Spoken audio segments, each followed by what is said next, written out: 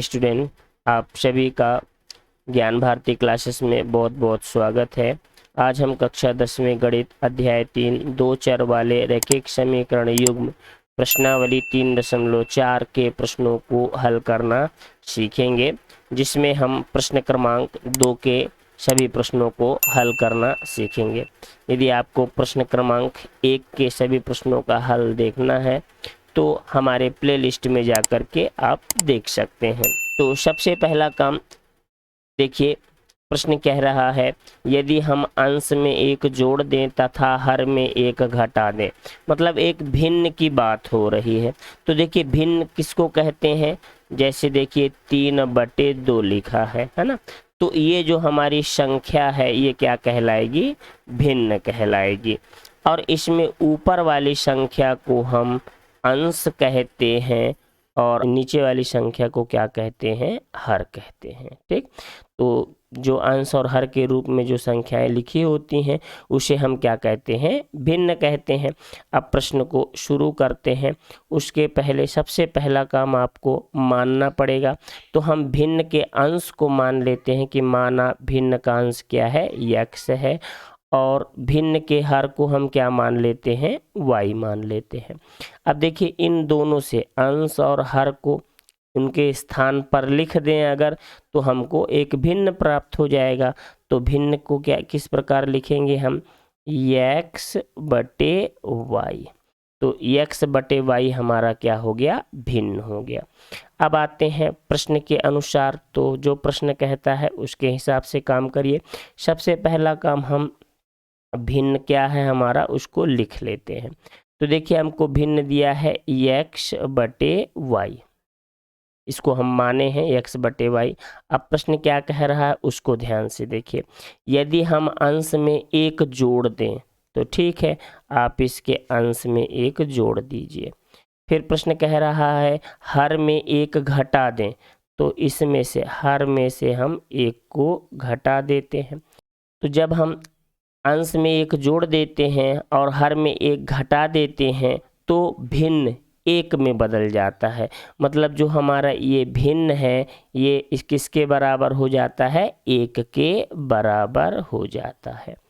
अब जैसे इसके बटे में कोई संख्या नहीं है तो हम बटे में एक लिख सकते हैं, क्योंकि जिस संख्या के बटे में कोई संख्या नहीं होती उसके बटे में एक होता है। अब इसके बाद हमको क्या काम करना है, इसका तिर्यक गुणा कर देते हैं। तो देखिए तिर्यक गुणा कैसे करते हैं, इस एक का गुणा हम इसके साथ कर देंगे और इस एक का गुणा हम इसके साथ कर देंगे। ठीक, तो इस प्रकार से तिर्यक गुणा होता है। तो चलें तिर्यक गुणा करें। तो पहले इस एक का गुणा हम इस पूरी संख्या में करेंगे, मतलब एक का गुणा x/1 के साथ करेंगे।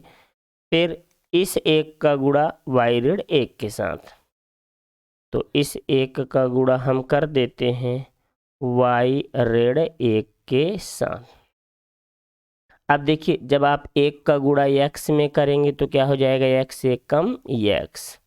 फिर इस एक का गुणा 1 में करेंगे तो हो जाएगा 1 1 कम 1 हो गया।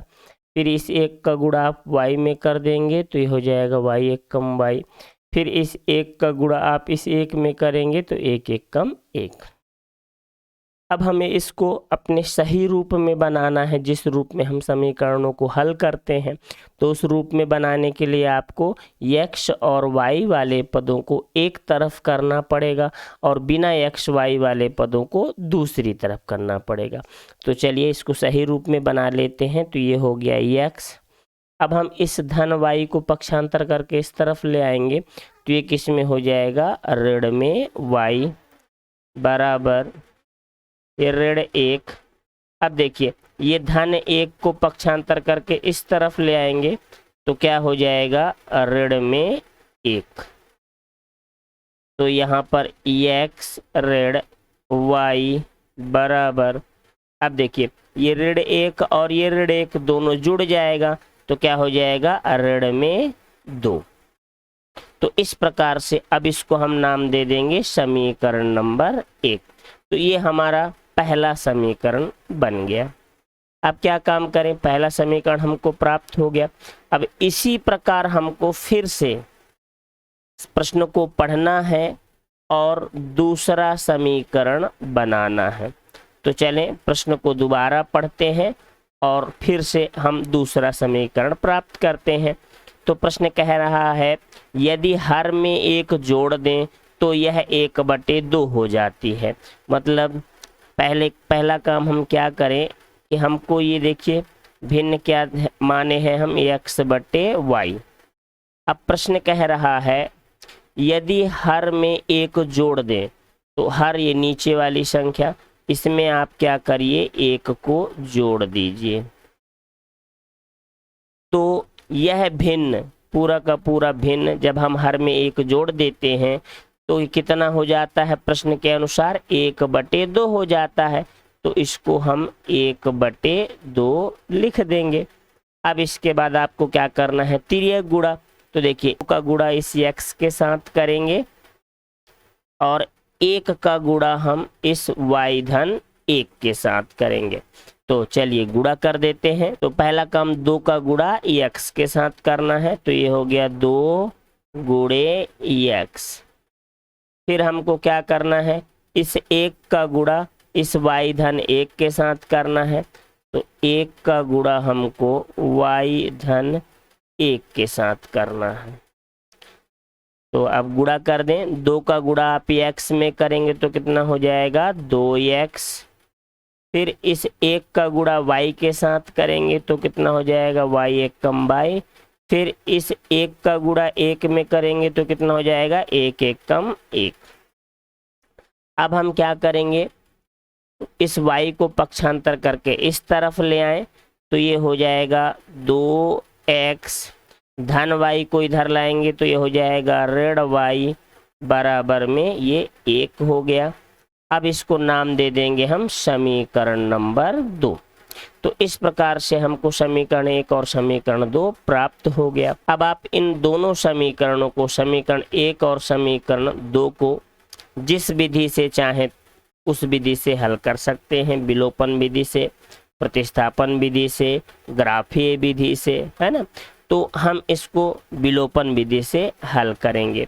तो देखिए विलोपन विधि से हल करने के लिए आपको x के गुणांक को या फिर y के गुणांक को बराबर करना पड़ता है। गुणांक क्या कहलाता है, जो x y के आगे संख्याएं लिखी रहती हैं वो गुणांक कहलाती हैं। तो देखिए यहाँ x के आगे कोई संख्या नहीं है, है ना, तो इधर गुणांक 1 होगा। तो इधर गुणांक 1 है और इधर गुणांक 2 है, मतलब x के गुणांक अलग अलग हैं। अगर हम y की बात करें तो देखिए y के आगे इधर कोई संख्या नहीं तो 1, इधर y के आगे कोई संख्या नहीं तो 1, मतलब y के गुणांक क्या है, बराबर है। तो अगर आप y के गुणांक बराबर हैं तो इसको लेकर आप हल करते हैं तो आपको किसी संख्या की गुणा करने की आवश्यकता नहीं है। और यदि आप x के गुणांक को बराबर करेंगे तो आपको 2 का समीकरण 1 में गुणा करना पड़ेगा और 1 का समीकरण 2 में गुणा करना पड़ेगा। तो हम चूंकि y के गुणांक बराबर हैं इसलिए हम गुणांक को बराबर नहीं करेंगे। सिर्फ इतना कर लेते हैं कि y के चिन्हों को देख लीजिए, ये ऋण में है और ये भी ऋण में है, मतलब y के दोनों चिन्ह ऋण में है, समान चिन्ह है। जब दोनों के चिन्ह समान होते हैं तो हम क्या काम करते हैं, घटाते हैं। ठीक है, तो यहाँ पे लिख लेते हैं। तो अब देखिए समीकरण 1 से समीकरण 2 को घटा देते हैं। तो घटाएंगे जब हम तो क्या होता है, नीचे वाले समीकरण के सभी चिन्ह बदल जाते हैं। ये धन में है तो ऋण में हो जाएगा, ये ऋण में है तो धन में हो जाएगा और ये धन में है तो ऋण में हो जाएगा। अब देखिए यहाँ पे ये ऋण में 2x है और ये धन में 1x है, तो ऋण वाली संख्या बड़ी है तो ऋण में उत्तर आएगा। अब 2x में से 1x कम हो गया तो कितना बचेगा, 1x बचेगा। फिर यहाँ पे देखिए ये ऋण में y है और ये धन में y है ना, तो ये दोनों क्या होंगे, कट जाएंगे। और आप अब इसके बाद बराबर के इस तरफ वाली संख्या को देखें तो देखिए दोनों संख्याएं ऋण में है तो समान चिन्ह जुड़ जाते हैं, तो ये हो जाएगा ऋण में 3। अब हम क्या करेंगे, दोनों पक्षों से ऋण चिन्ह को काट देंगे। तो यहाँ से x बराबर कितना हो गया, 3 प्राप्त हो गया। अब आपको क्या काम करना है, इस x के मान को या तो आप समीकरण 1 में रख दीजिए या फिर आप समीकरण 2 में रख दीजिए, जिसमें आपकी इच्छा हो आप रख सकते हैं, आपको y का मान प्राप्त हो जाएगा। तो चलिए हम इस x के मान को समीकरण 1 में रख देते हैं और उसे लिख भी लेते हैं। तो इस प्रकार से हम समीकरण 1 को लिख लिए हैं। अब इसमें आपको x के स्थान पर x का मान 3 रखना है। तो इस x के स्थान पर हम 3 रख देंगे और ये हो गया ऋण y बराबर में ये ऋण 2। तो ऋण y बराबर ऋण 2। अब देखिए धन 3 को पक्षांतर करके इस तरफ ले आएंगे तो क्या हो जाएगा, ऋण में 3। तो ये ऋण y बराबर, अब देखिए ऋण 2 ऋण 3 दोनों ऋण चिन्ह में है ना, और दोनों चिन्ह समान होते हैं तो दोनों संख्या जुड़ जाती हैं। तो ये ऋण में ही आएगा, 2 और 3 जुड़ के कितना हो जाएगा, 5।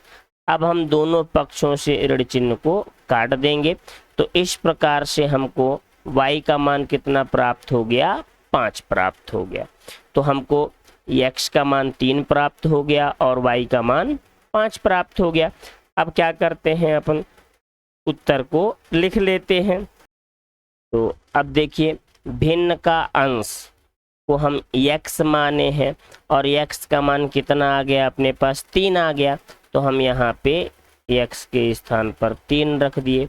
फिर उसी प्रकार भिन्न का हर हम इसको y माने हैं और y का मान कितना आ गया, 5। तो यहाँ पे हम कितना लिख देंगे, 5। फिर आभिष्ट भिन्न, तो देखिए आभिष्ट भिन्न कितना है, x बटे y है। अब इसमें भी हम x और y का मान रख देंगे तो हमको जो भिन्न ज्ञात करना था वो भिन्न प्राप्त हो जाएगा।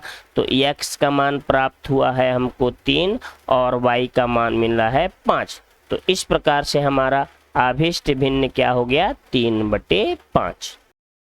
प्रश्न क्रमांक 2 का दूसरा सवाल, 5 वर्ष पूर्व नूरी की आयु सोनू की आयु की 3 गुनी थी। 10 वर्ष पश्चात नूरी की आयु सोनू की आयु की 2 गुनी हो जाएगी।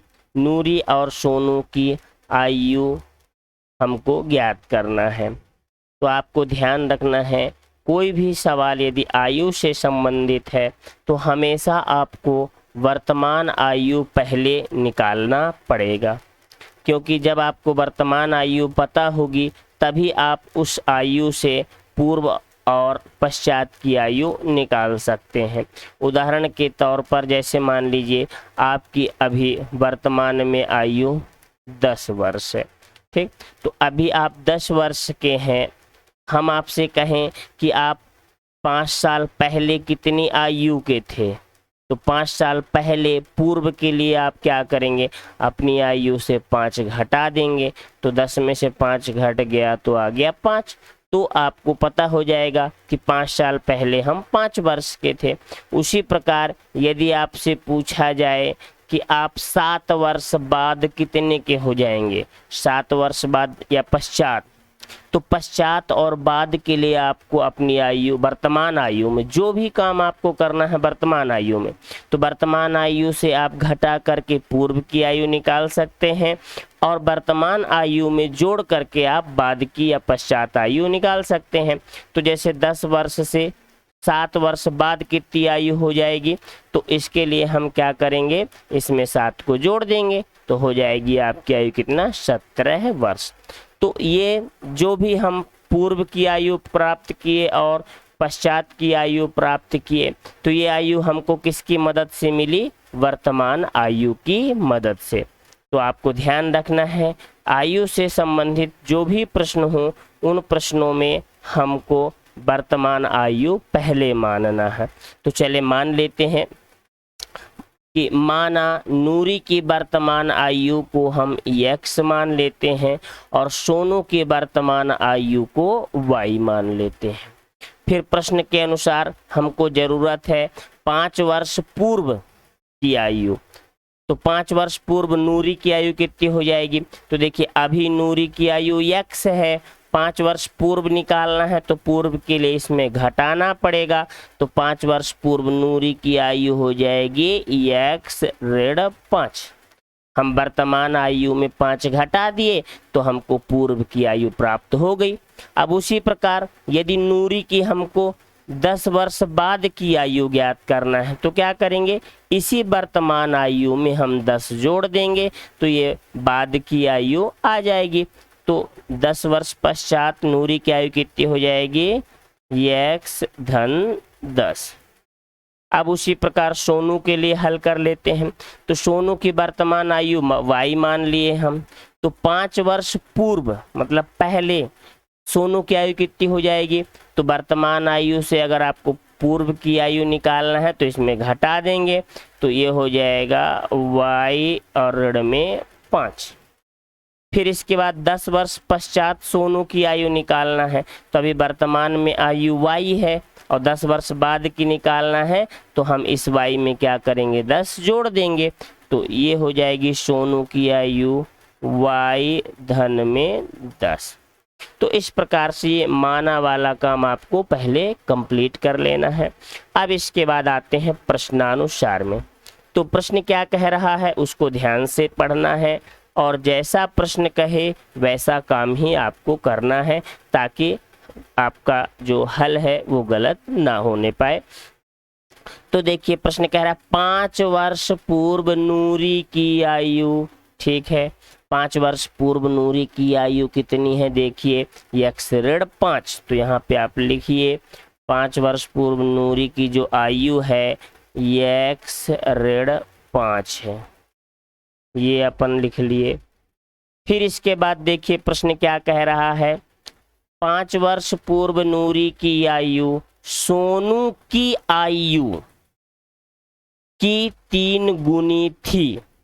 तो अब सोनू की आयु भी लिखिए। सोनू की आयु कितना है? 5 वर्ष पूर्व y ऋण 5। अब प्रश्न कह रहा है कि जो 5 वर्ष पूर्व नूरी की आयु है सोनू की आयु की 3 गुनी थी। तो जो ये नूरी की आयु है इस सोनू की आयु के 3 गुनी, 3 गुनी का मतलब होता है 3 का गुणा। ये देखिए जैसा प्रश्न कहा वैसा ही काम हम कर दिए।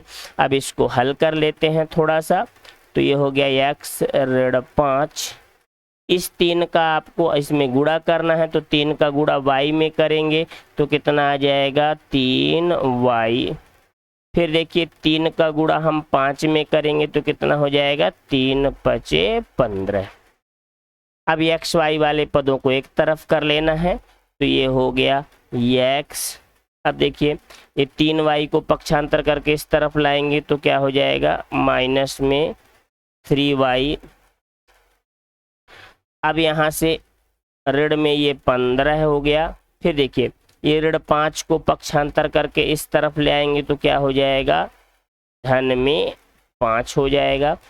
तो x ऋण 3y बराबर, अब देखिए ऋण में 15 है और धन में 5 है, ऋण वाली संख्या बड़ी है तो ऋण में उत्तर आएगा। 15 में से 5 कम कर देंगे तो कितना बचेगा? 10। तो इस प्रकार से हमको ये समीकरण नंबर 1 प्राप्त हो गया।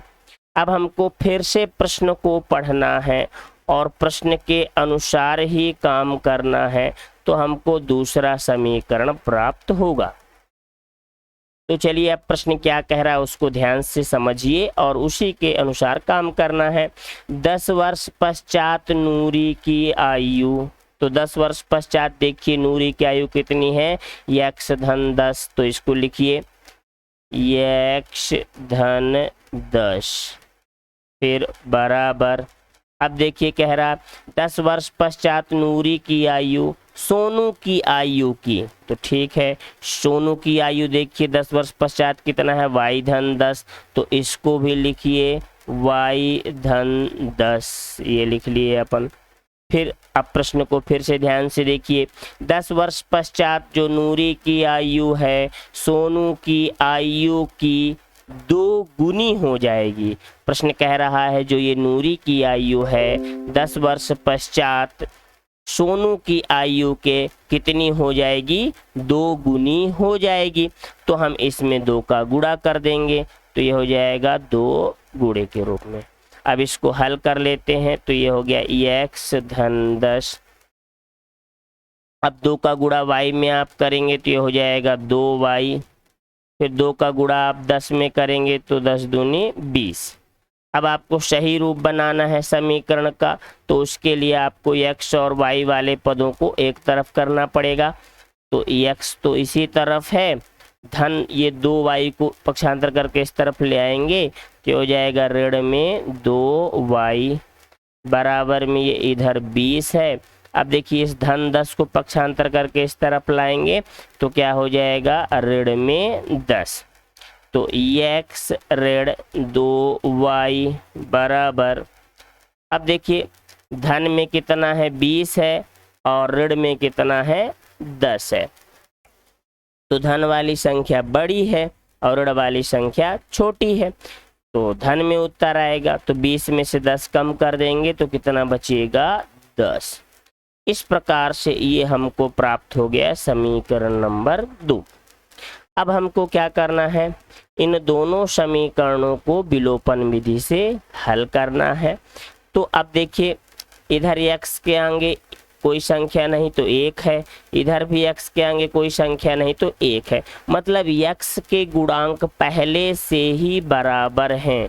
तो आपको किसी संख्या के गुणा करने की आवश्यकता नहीं है, आप सीधे ही चिन्ह को देख लीजिए पहले। अब ये दोनों धन में हैं और जब समान चिन्ह होते हैं तो हम क्या करते हैं, घटाते हैं। तो समीकरण 1 से समीकरण 2 को आप घटा दीजिए और उसको लिख लीजिए पहले। तो इस प्रकार से हम समीकरण 1 और 2 को लिख लिए। अब हमको समीकरण 1 से समीकरण 2 को घटाना है। तो घटाने में काम क्या होता है, जो नीचे वाला समीकरण होता है उसके सभी चिन्ह बदल जाएंगे, धन में है तो ऋण में हो जाएगा, ऋण में है तो धन में हो जाएगा। तो चलिए ये x हमारा धन में है तो ये ऋण में हो जाएगा। ये देखिए ये ऋण में है y वाला पद तो ये धन में हो जाएगा। ये 10 जो है धन में है तो ये ऋण में हो जाएगा। अब देखिए जो हमारा ये x है ये धन में है और ये x ऋण में है। तो धन ऋण अलग अलग चिन्ह में है ये दोनों संख्याएं और समान संख्या है, एक जैसे हैं, तो ये क्या होगा कट जाएगा। अब इधर आइए, ऋण में 3y है और धन में 2y है। तो ऋण वाली संख्या बड़ी है तो ऋण में उत्तर आएगा। अब देखिए ऋण 3y है और धन में 2y है। तो 3y में से 2y कम हो गया तो कितना बचेगा अपने पास 1y। फिर यहाँ से देखिए दोनों संख्याएं ऋण में हैं, है ना, तो समान चिन्ह जुड़ जाते हैं तो ऋण में ही आएगा।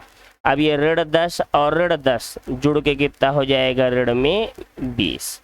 अब हम दोनों पक्षों से ऋण चिन्ह को क्या करेंगे काट देंगे। तो इस प्रकार से हमको जो है y का मान कितना प्राप्त हो गया, y बराबर 20। अब आपको क्या काम करना है, y का मान प्राप्त हो जाने के बाद इस y के मान को आपको या तो समीकरण 1 में रखना है या समीकरण 2 में रखना है। किसी भी समीकरण में रखिए आपको x का मान मिल जाएगा। तो इस y के मान को अब क्या करते हैं, हम समीकरण 1 में रख देते हैं। तो चलिए समीकरण 1 है क्या उसको पहले लिख लेते हैं यहाँ पे। चलिए तो हम समीकरण 1 को लिख लिए। अब इसमें हमको y के स्थान पर जो y का मान 20 प्राप्त हुआ है उसको रखना है। तो ये हो गया x माइनस 3 और ये y का मान हमको 20 प्राप्त हुआ तो y के स्थान पर 20 रख दिए, ऋण में 10।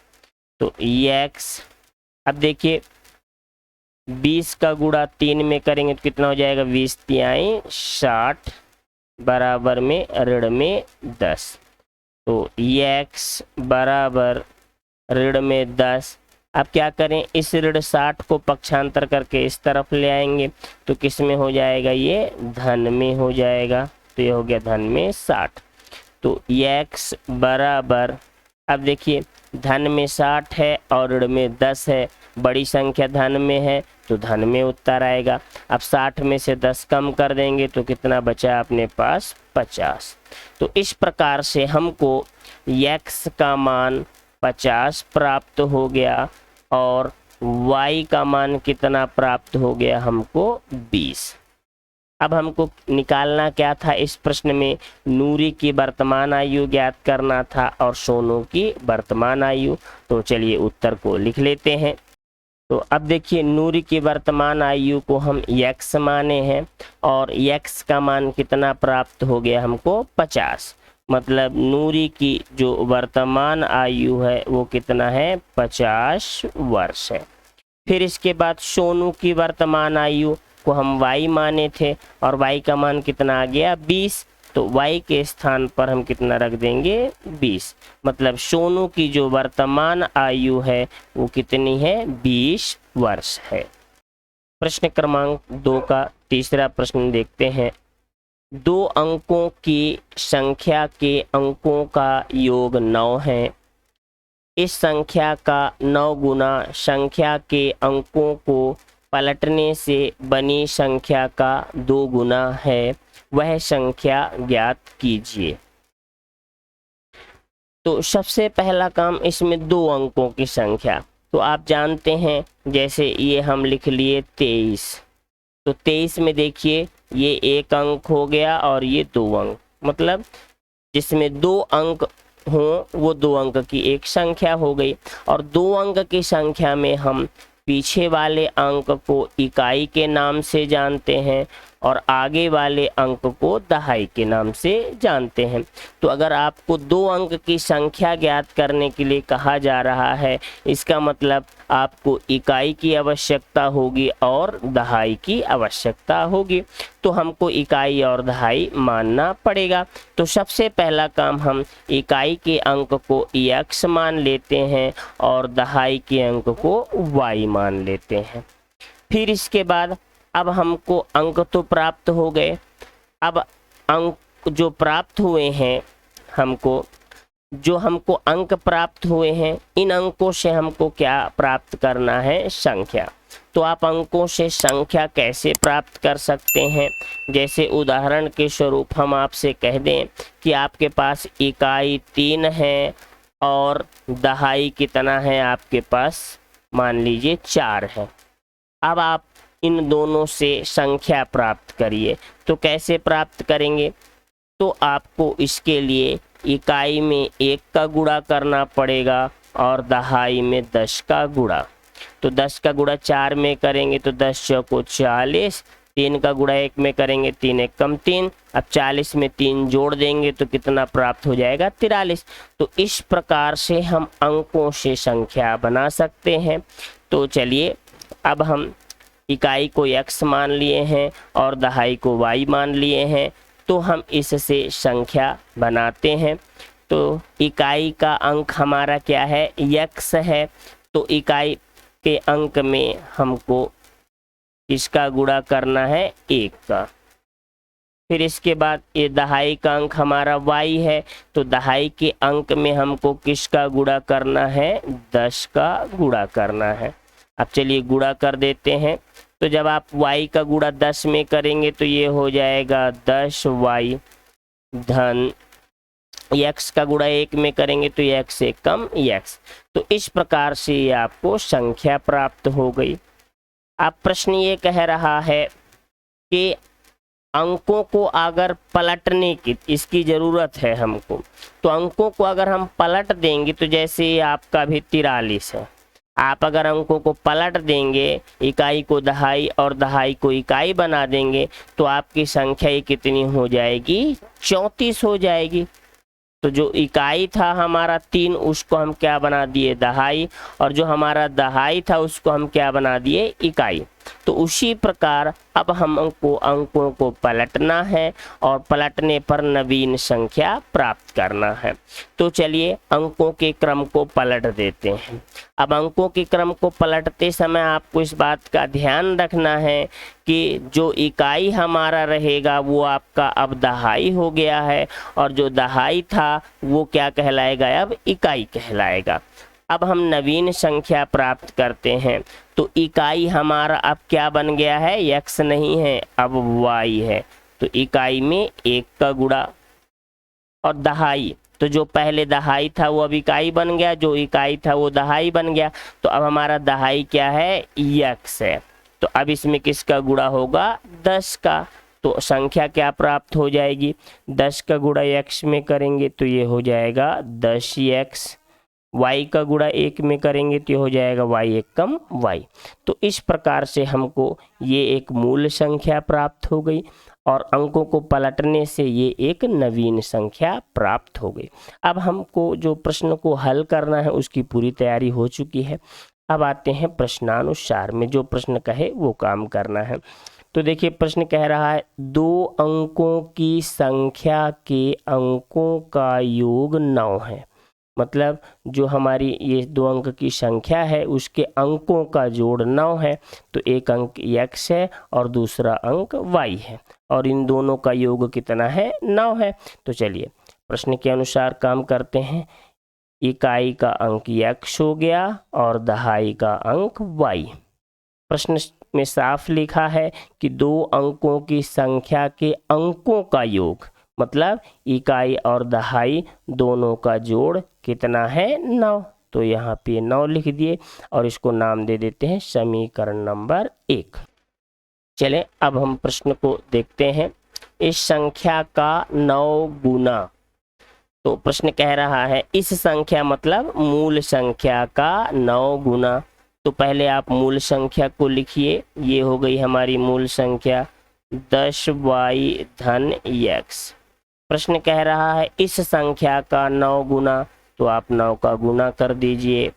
फिर आगे चलिए, इस संख्या का 9 गुना अंकों के पलटने से बनी संख्या। तो अंकों को पलटने से कौन सी संख्या प्राप्त हुई है आपको, ये देखिए अंकों को पलटने से प्राप्त नवीन संख्या, ये इसको लिख लीजिए 10x धन y। अब प्रश्न कह रहा है कि इस संख्या का 9 गुना अंकों को पलटने से बनी संख्या का 2 गुना है। तो अंकों को पलटने से बनी जो संख्या हमको प्राप्त हुई है इसको 2 गुना कर देना है। तो हो गया 2 गुणे। अब इसको हल कर लेते हैं। तो देखिए 9 का गुणा हम पहले 10y में करेंगे, तो 10 का गुणा 9 में करेंगे तो आप कितना आ जाएगा, 90y। फिर 9 का गुणा आप x में करेंगे तो ये हो जाएगा 9x। फिर 2 का गुणा 10 में करेंगे तो कितना हो जाएगा, 20x। फिर 2 का गुणा y में करेंगे आप तो हो जाएगा 2y। अब हम क्या काम करें, क्योंकि हमको समीकरण बनाना है तो इसमें x y वाले पदों को हमको एक तरफ करना पड़ेगा। तो पहले हम इसको लिख लेते हैं, ये हो गया 9x। अब धन 20x को पक्षांतर करके इस तरफ लाएंगे तो ये हो जाएगा ऋण में 20x। फिर y वाले पद को लिख लेते हैं, तो y वाला पद कितना है, 90y।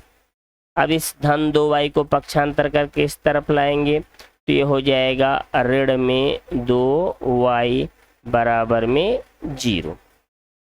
तो ये हो गया। अब देखिए ऋण में 20x है और धन में 9x है, मतलब ऋण वाली संख्या बड़ी है तो ऋण में उत्तर आएगा। अब 20 में से 9 कम कर देंगे तो कितना बचेगा अपने पास, 11x। अब इधर देखिए धन में 90y है और ऋण में 2y है। धन वाली संख्या बड़ी है तो धन में उत्तर आएगा। 90 में से आप 2 को कम कर देंगे तो आपके पास कितना बचेगा, 88y बराबर में 0। अब हम क्या करें, तो देखिए ये सभी संख्याएं 11 से कट रही हैं तो आप काट सकते हैं। जैसे 11 एकम 11, 11 अठे 88 और 11 शून्यम शून्य, तो शून्य ही रहेगा। तो हमारे पास काटने के बाद यहाँ से कितना बचा, ऋण में x बचा और यहाँ से 8y बचा बराबर में 0। और इस प्रकार से हमको ये प्राप्त हो गया समीकरण नंबर 2। अब आप इसको यदि विलोपन विधि से हल करना चाहते हैं तो देखिए, यहाँ पे x का आगे कुछ नहीं लिखा मतलब 1, तो यहाँ पे x का गुणांक 1 है और यहाँ पे भी x के आगे कोई संख्या नहीं लिखी मतलब x का गुणांक 1 है। तो दोनों यहाँ भी x का गुणांक और यहाँ पे x का गुणांक बराबर है, मतलब आपको समीकरण 1 और 2 में किसी संख्या की गुणा करने की आवश्यकता नहीं है। आप क्या करें, चिन्हों को देखिए, एक धन में है और एक ऋण में है, मतलब अलग अलग चिन्ह है। और जब अलग अलग चिन्ह होते हैं तो आपको क्या करना है, समीकरण 1 और 2 को जोड़ना है। तो चलिए इसको लिख लेते हैं। तो इस प्रकार से हम समीकरण 1 और 2 को जोड़ने पर लिख लिए और समीकरण 1 और 2 को भी लिख लिए। अब देखिए यहाँ पे जोड़ने पर नीचे के चिन्ह नहीं बदलते हैं, ठीक। अब देखिए ये धन में x है और ये ऋण में x है, तो ये दोनों क्या होंगे, कट जाएंगे। अब यहाँ देखिए ये धन में 8y है और ये धन में 1y, तो समान चिन्ह जो होते हैं जुड़ जाते हैं। तो ये हो जाएगा धन में कितना, 9y। अब देखिए ये धन में 9 है और नीचे शून्य है, तो 9 में शून्य जोड़ेंगे आप तो 9 ही आएगा। तो इस प्रकार से हमको y बराबर 9। अब देखिए इस 9 का इस y के साथ क्या है, गुणा है, तो 9 का गुणा है, इसको पक्षांतर करके यहाँ लाएंगे तो क्या हो जाएगा, भाग में हो जाएगा, बटे में। अब 9 से काट दीजिए, 9 एकम 9, तो हमको y का मान कितना प्राप्त हो गया, 1 प्राप्त हो गया। अब हम इस y के मान को या तो समीकरण 1 में रख दें या समीकरण 2 में रख दें तो हमको x का मान प्राप्त हो जाएगा। तो चलें इस y के मान को समीकरण 1 में रख देते हैं। तो इस प्रकार से हम समीकरण 1 को लिख लिए। अब इस समीकरण 1 में y के स्थान पर y का जो मान 1 प्राप्त हुआ है उसको रख देते हैं। तो x धन y का मान 1 बराबर में 9, तो x बराबर 9। अब देखिए इस धन 1 को पक्षांतर करके इस तरफ लाएंगे तो क्या हो जाएगा, ऋण में 1, तो x बराबर, अब देखिए 9 में से 1 घटा देंगे तो कितना बचेगा अपने पास, 8। तो इस प्रकार से हमको x का मान 8 प्राप्त हो गया और y का मान कितना प्राप्त हो गया, 1 प्राप्त हो गया। अब हमको ज्ञात क्या करना था, वह संख्या ज्ञात करना था। तो चलिए संख्या ज्ञात कर लेते हैं और उत्तर लिख देते हैं। अब देखिए इकाई का अंक हम कितना माने हैं, x, और x का मान हमको कितना प्राप्त हो गया, 8 प्राप्त हो गया। उसी प्रकार दहाई का अंक y माने थे हम और y का मान कितना प्राप्त हो गया हमको, 1, तो यहाँ पे लिख देंगे 1। अब हमको संख्या भी ज्ञात करनी है तो यहाँ पे भी आप x y का मान, जो आप ये मूल संख्या ये माने थे ना, मूल संख्या ये 10y धन x, तो इसको अपन लिखे हैं, इसमें x y का मान रख देंगे तो हमको जो संख्या है हमारी आभीष्ट संख्या वह प्राप्त हो जाएगी। तो चलिए ये हो गया 10, y का मान अपने पास 1 है और x का मान कितना है, 8। अब देखिए जब हम 10 का गुणा 1 में करेंगे तो कितना हो जाएगा, 10 एकम 10 और ये धन में 8, 10 और 8 को जोड़ देंगे तो कितना हो जाएगा, 18। तो ये हमारी मूल संख्या हमको प्राप्त हो गई। आशा करते हैं कि आप सभी को आज की वीडियो बहुत पसंद आई होगी। इस वीडियो में हम जितने भी प्रश्नों का हल देखे हैं आप सभी को अच्छे से समझ में आ गया होगा। आप ऐसे ही मन लगा के खूब पढ़ाई करिए। हम इसी तरह से आपके लिए अच्छी वीडियो लाते रहेंगे। जो बच्चे हमारे ज्ञान भारती क्लासेस चैनल पर आज पहली बार आए हैं, नए हैं, वो चैनल को सब्सक्राइब जरूर कर लें, बेल आइकन को ज़रूर दबा दें, जिससे आपको समय पर नोटिफिकेशन प्राप्त होती रहे। तो इसी के साथ आप सभी बच्चों का फिर से एक बार बहुत बहुत धन्यवाद। आपका दिन शुभ हो।